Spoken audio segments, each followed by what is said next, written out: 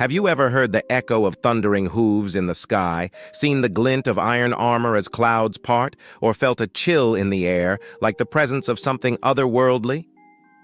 These are the Valkyries, the warrior maidens of Norse mythology.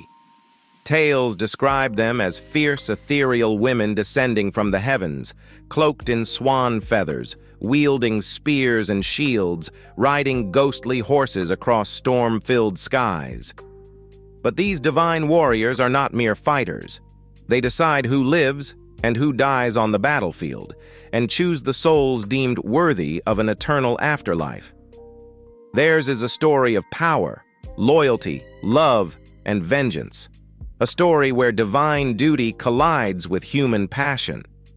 Today, we unravel the mysteries of the Valkyries, the elite warrior women who held the fates of mortal men in their hands. The Valkyries were women of incredible prestige, one of the few powerful factions of female warriors in ancient mythology. According to Norse lore, they were handpicked by Odin himself, the All-Father, to oversee the battlefield and choose the worthy dead. But what does it mean to be chosen by a Valkyrie? And what was the significance of being welcomed into Valhalla versus other realms? These warrior maidens arrived on the battlefield not to fight, but to watch, to choose, and to transport fallen warriors.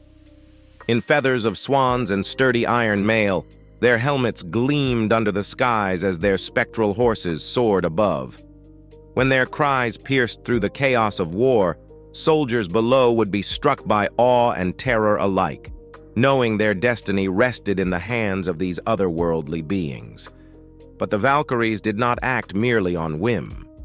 Their choices were guided by Odin, who sought warriors for the afterlife in Valhalla, a hall reserved for the most valiant fighters. Here, these chosen spirits trained tirelessly, preparing for the ultimate battle at the end of time, Ragnarok. In Valhalla, there would be no rest, only endless fighting and feasting, as warriors readied themselves to face Loki's army in the final showdown that would decide the fate of the cosmos. Yet, not all warriors chosen by the Valkyries went to Valhalla.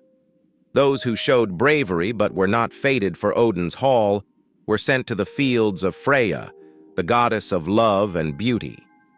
Freyja's afterlife promised peace, a reprieve from the tumult of war, where the dead could rest in a pastoral paradise. So, how did the Valkyries choose? Names and faces differed across Norse literature, yet the purpose remained the same. In texts like the poetic Edda, Valkyries such as Skuld, Skogul, Gunnar, and others appear, each named for war or weaponry, reinforcing their warrior essence. Other texts like Grimnismal list different Valkyries, showing how the interpretation of their identities varied. But one Valkyrie stands above all in renown, Brunhild, whose story has captured imaginations for centuries. Brunhild's tale weaves romance, betrayal, and vengeance into the myth of the Valkyries. She appears in both the Volsunga Saga and Nibelungen Lied, embodying the complexities of her kind. According to the Volsunga Saga, Brunhild defied Odin's orders on the battlefield, allowing a warrior she favored to win. Furious, Odin punished her, imprisoning her in a ring of fire and placing her in a deep slumber. Only Sigurd, a mortal warrior, dared to pass through the flames, freeing her from the spell. They vowed to love each other forever. But a tragic twist of events would see Brunhild consumed by jealousy and rage. In the end, her love and despair led her to join Sigurd in death on his funeral pyre. Brunhild's story is more than a love tragedy. It reveals the human-like flaws of the Valkyries, for they could be moved by passion, jealousy, and vengeance, emotions that led to both triumph and tragedy. Despite their loyalty to Odin, Valkyries like Brunhild show us that even divine warriors are not immune to mortal suffering.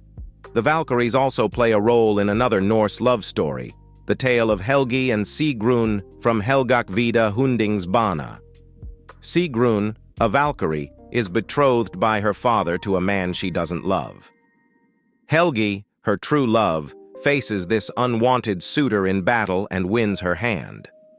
But their joy is short-lived. After Helgi dies at the hands of Sigrun's own brother, Sigrun's heartbreak is so profound that it ultimately leads to her own demise.